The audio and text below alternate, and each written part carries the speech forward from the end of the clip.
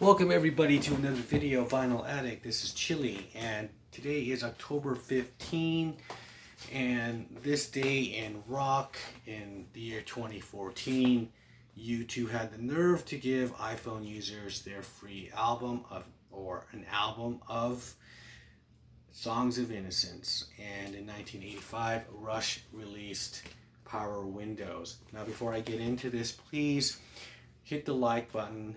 Don't forget to subscribe, comment below, and share this video. Now, with that being said, let's get into this. We'll start with these guys. So, 2014, U2 make a deal with Apple Music and to give them a free album to their iPhone users, and they were getting paid like $100 million. So that's $25 million a member, right? So it's not free in the sense that they're offering it to the public or to their fans, and like Radiohead, and you have the option by hearing it if you want it or not, and you could donate some money or not. No, they're gonna give it to iPhone users through this deal with Apple, and you're gonna take it or not, or you had no way of deleting it. That was the backlash with this, because people who didn't want this album, and younger people were like, who the hell is U2? They had the audacity to just give you guys this album.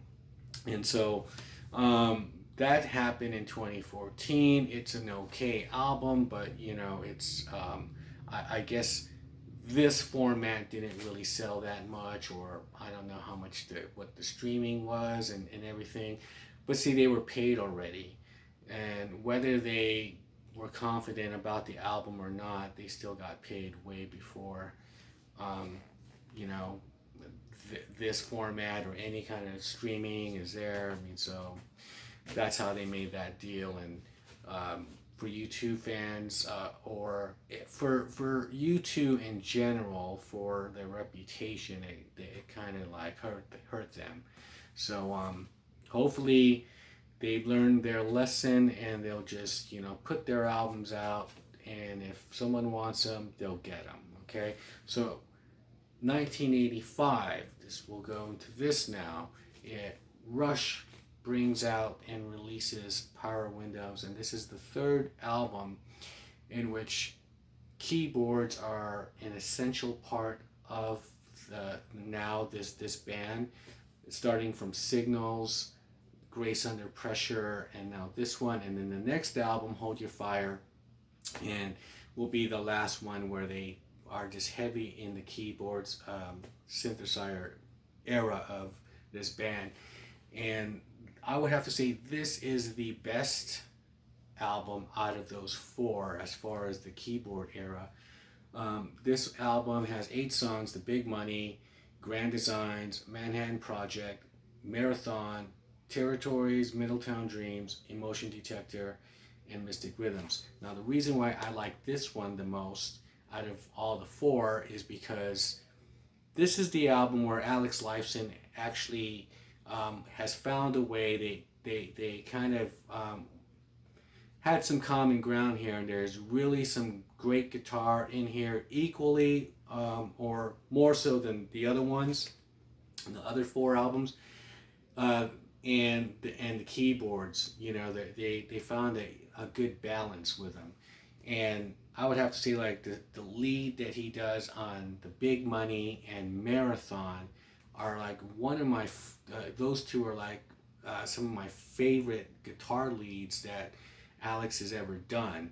Next to the leads on La Villa Strangiato and Limelight and things like that. I think the Big Money lead solo is really great, and the Marathon one is really great. A lot of feeling, a lot of soul on that, how he plays. This album is pretty much, the concept is power. So, as you got Big Money, Manhattan Project, which is about the atomic bomb. So that's what this is all about here, this concept. Now, the only songs I didn't care for was Emotion Detector and Mystic Rhythm, because those two at the end are really more heavy on the keyboards, and but the other 6 songs, they got a really good balance with guitar and keyboards. And yeah, that last song, especially in Mystic Rhythms, there's like also the electronic drums, and I wasn't really a fan of that. They kind of did better as far as the next album, but this one I would have to say is the best out of those 4. And so that is Rush Power Windows 1985.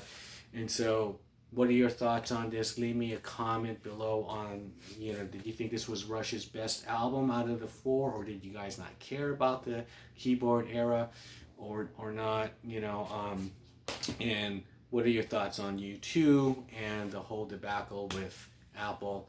Do you think that was wise of them, and was the album good anyway, or do you even fucking care? So leave me a fucking comment. And with that, I'll shut up, and I'll see you guys in the next video.